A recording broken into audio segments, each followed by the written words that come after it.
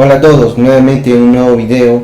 En esta oportunidad estaré abordando o explicando la jurisprudencia como fuente del derecho. Veremos qué es, quién hace y cómo nace la jurisprudencia, como también veremos a qué se refiere la jurisprudencia en sentido lato y la jurisprudencia en sentido estricto, y también cuando estamos ante una jurisprudencia vinculante de carácter obligatorio, cuando estamos solamente ante una jurisprudencia vinculante y cuando estamos ante una jurisprudencia no vinculante. Y todo ello con su respectivo ejemplo para que ustedes me puedan entender, como lo hago siempre en todos mis videos. Sin decir nada más, comenzamos con este video.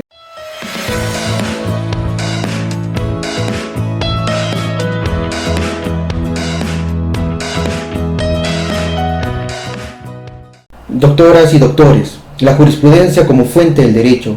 En uno de mis videos he señalado que hablar de las fuentes del derecho implica hablar sobre el nacimiento de las normas jurídicas que sirven para solucionar un conflicto o incertidumbre que se da dentro de la sociedad. Por ejemplo, en el ámbito penal que se dé algún delito, en el ámbito laboral que se dé un despido arbitrario o en el ámbito civil pensión de alimentos, divorcios, herencias. Todos estos conflictos que se dan dentro de nuestra sociedad, ¿qué poder del Estado o institución se encarga de resolverlo? El poder legislativo no, el poder ejecutivo tampoco, el poder judicial sí, y está regulado en el artículo 138 de nuestra Constitución Política del Perú. El poder judicial, según nuestra Constitución y según su ley orgánica, es la institución encargada y tiene la potestad jurisdiccional de administrar justicia a nombre del Estado a través de sus órganos jurisdiccionales jerárquicos que imparten justicia. Tenemos la Corte Suprema de Justicia, la Corte Superior, los juzgados especializados y mixtos, los juzgados de paz y letrados y los juzgados de paz. Entonces, si entendemos por ello que las fuentes del derecho sirven para solucionar un conflicto que se da dentro de una sociedad, entonces hay que hacer referencia a qué se entiende con la palabra jurisprudencia con relación a las fuentes del derecho. Si ustedes revisan otras universidades fuera del país, no van a encontrar con el nombre de Facultad de Derecho, como lo conocemos aquí en el Perú, sino van a encontrar con el nombre de Facultad de Jurisprudencia. ¿Y eso por qué? Porque el derecho significa interpretar las normas. En ese sentido, les diría que la jurisprudencia como fuente del derecho es interpretación de las normas jurídicas que dictan la Corte Suprema de Justicia o el Tribunal Constitucional para solucionar casos concretos en donde las disposiciones a aplicarse resulten confusas o tengan vacíos nuestra legislación vigente. Es por ello que también el Tribunal Constitucional, en el caso José Clavernina Hernández, en el expediente 00047-2004, el Tribunal Constitucional ha señalado que la jurisprudencia es fuente del derecho para solucionar un caso concreto dentro del marco de la Constitución y de la normativa vigente, y añade allí que se desvelen como una fase del proceso de la producción normativa, es decir, vía la interpretación y la integración jurídica. Es por eso que digo que la jurisprudencia es fuente del derecho para las partes y de cumplimiento obligatorio para todas las instancias judiciales de nuestro país peruano. Por eso, ¿por qué digo de carácter obligatorio? Ha de ser obligatorio porque una vez que la Corte Suprema de Justicia resuelve algún caso concreto y decide publicarlo en el Diario Oficial del Peruano, va a tener ese cumplimiento de carácter obligatorio para todas las instancias judiciales de todo el país. Es como cuando entra una ley, se publica, entra en vigencia este carácter obligatorio para toda la sociedad. Es lo mismo. Entonces, en ese sentido, ¿qué es la jurisprudencia? La jurisprudencia es un conjunto de fallos y sentencias fundadas en una interpretación uniforme y constante de la ley en los cuales pueden basarse los jueces de un país para resolver un caso semejante o similar que han sido resueltos por la Corte Suprema de Justicia o por el Tribunal Constitucional. Es por ello que podemos encontrar la jurisprudencia en varias acepciones, como la jurisprudencia en un sentido estricto y la jurisprudencia en un sentido lato. Cuando se hace referencia a la jurisprudencia en un sentido lato, hace referencia a todas las decisiones judiciales, es decir, de todos los órganos jurisdiccionales emitidos, por ejemplo, por las salas penales, la sala civil, las salas laborales, las salas comerciales, pero que no sean emitidos por el máximo órgano, que es la Corte Suprema de Justicia o también el Tribunal Constitucional. En cambio, la jurisprudencia en un sentido estricto, que es de aquellas decisiones emitidas por el máximo órgano, es decir, la Corte Suprema de Justicia o también el Tribunal Constitucional. En ese sentido, diríamos que solamente sería jurisprudencia aquellos emitidos por la Corte Suprema de Justicia o el Tribunal Constitucional, ya que ellos son los verdaderos intérpretes de la norma jurídica. Entonces, en ese sentido, ya podemos responder la primera interrogante o la primera pregunta: ¿quién hace la jurisprudencia? La jurisprudencia, no se olviden, lo hace la Corte Suprema de Justicia o el Tribunal Constitucional.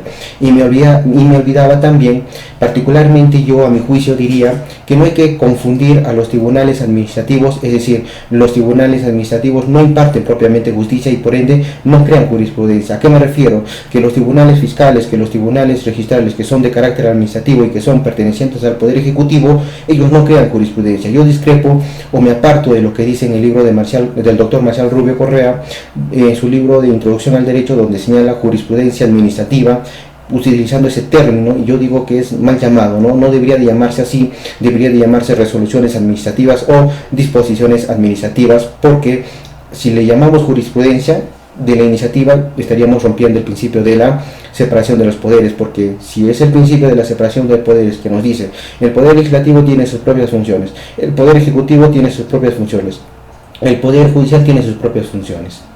Como el Poder Legislativo tiene sus propias funciones y dentro de sus funciones no están la de administrar justicia, eso le corresponde al Poder Judicial. Entonces es por ello que digo que no debería llamarse jurisprudencia administrativa, sino resoluciones administrativas o disposiciones administrativas. Particularmente, a mi juicio, discrepo de lo que señala con todo respeto el doctor Marcial Rubio Correa en su libro Introducción al Derecho. En ese sentido también, cuando hablamos de jurisprudencia en un sentido estricto, siempre hemos escuchado decir a los abogados, mira, necesito una jurisprudencia que sea vinculante al caso para poder reforzar el caso, ¿no? O decir a sus practicantes o asistentes legales en un estudio de abogados, necesito jurisprudencia, ayúdenme a encontrarla. ¿A qué hace referencia? Significa que estoy buscando una decisión judicial que haya sido emitida por la Corte Suprema de Justicia o el Tribunal Constitucional, pero que me sea vinculante a mi caso y que me sea favorable. Entonces ya sabemos para qué sirve la jurisprudencia. ¿Quién hace la jurisprudencia? Hemos dicho la Corte Suprema de Justicia o el Tribunal Constitucional. Ahora vamos a tener que ver cómo nace la jurisprudencia. Para ello tomaré como ejemplo el proceso civil, ¿no? Su procedimiento, el camino que sigue, sus etapas. Primero tú presentas la demanda, luego de la demanda viene la contestación de la demanda, luego el saneamiento del proceso, luego la audiencia de conciliatoria, luego la audiencia de pruebas y se da la sentencia de primera instancia. No estás conforme con la sentencia de primera instancia, ¿qué es lo que se hace? Es plantear un recurso extraordinario, que es el recurso de apelación. Y luego viene la sentencia de una segunda instancia, luego no estás conforme con la sentencia de la segunda instancia, muy bien, planteas otro recurso que es el recurso de casación. Y por último, se da la sentencia resolviendo la casación. Entonces, ¿cómo nace la jurisprudencia? Nace a través cuando uno interpone el recurso de casación ante la Corte Suprema de Justicia y que es resuelto por la Corte Suprema de Justicia. En ese sentido podríamos hablar de una jurisprudencia vinculante obligatorio y también de una jurisprudencia vinculante pero que no es de carácter obligatorio.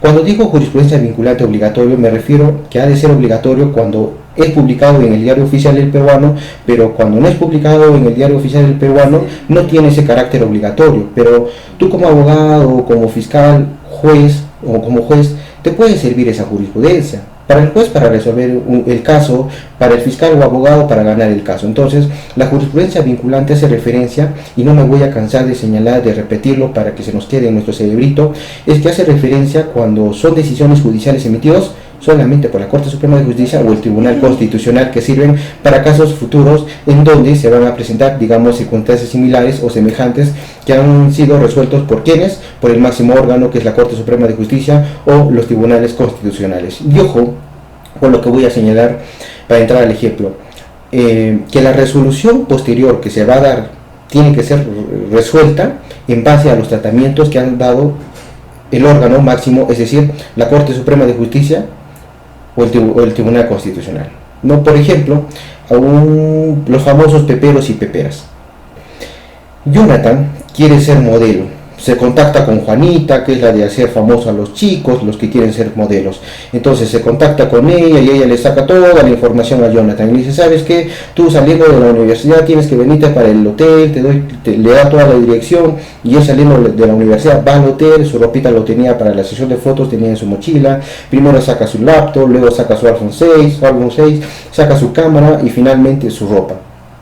Entonces la señorita al ver eso dice, muy bien, me voy a apropiar, le voy a sustraer todos sus bienes. Y hace un brindis y le dice, festejemos por nuestra amistad y por los éxitos que se te va a venir en tu carrera como modelo. Entonces Jonathan se lo toma todo, pues lo que le sirvió el vino en su vaso, y él no sabía que en el vaso tenía ya una droga para hacerlo dormir, y se duerme Jonathan. y la otra señorita se apropia de los bienes, sustrae sus bienes y se da la fuga. Entonces, este caso, digamos, se te viene a tu oficina como abogado defensor y te cuenta que le están acusando por el delito de robo agravado. ¿Tú qué vas a decir? ¿Es delito de robo agravado o es delito de hurto agravado? Si tú lees la ley, la ley te dice que para que exista delito de robo tiene que haber violencia o amenaza, y que para que exista delito de hurto no tiene que haber ni violencia ni amenaza. Luego estudias y dices, oye, pero a ti, ¿por qué te están acusando por el delito de robo agravado? Si aquí no hay ni violencia ni amenaza, aquí deberían de acusarte por el delito de hurto agravado. Entonces tú buscas una jurisprudencia vinculante al caso. ¿No? ¿En dónde? En el EP Pasión por el Derecho, que siempre nos mantiene actualizados y buscamos si pepear a una persona constituye de por sí un acto de violencia del tipo de robo. Y si mal no me recuerdo es la casación 328-2016 Junín, que es resuelta por la Corte Suprema y señala lo siguiente, dice: hacer que la víctima ingiera drogas subrepticiamente constituye por sí un acto de violencia, en ese sentido que disminuye la capacidad de resistencia del agente pasivo. Entonces tú como defensa técnica puede ser que lo cites como jurisprudencia vinculante a tu caso, pero tal vez no. ¿Por qué? Porque no te es favorable, o el Ministerio Público sí porque le es favorable. Pero puede ser que tú solamente te dejes llevar por el título, pero los hechos de este caso no sean, digamos, similares a los hechos de tu caso. Y entonces en ese caso ya no estaríamos ante una jurisprudencia vinculante, sino estaríamos ante una jurisprudencia no vinculante. Si tú te das cuenta que esa jurisprudencia en una audiencia no es vinculante al caso, tú puedes solicitarle al juez y decirle: señor juez, lo que está citando el señor fiscal, dicha jurisprudencia no es vinculante para este caso, y fundamentas el porqué. Entonces el juez puede decidir si apartarse o no. Si decide apartarse no hay ningún problema, siempre y cuando fundamente el por qué se está apartando de esa jurisprudencia vinculante. Bueno, doctores y doctoras, espero que les haya servido este video y les haya gustado. Si de pronto me equivoco en unos temas, yo me someto a las críticas. El que tiene miedo a las críticas nunca dice sus ideas. Yo no le tengo miedo a las críticas, más bien las críticas me enseñan, aprendo, las asumo con humildad, con respeto, y estoy seguro que eso me ayuda bastante. Muy amables de haber llegado al final del video y nos vemos en un próximo video. Hasta luego.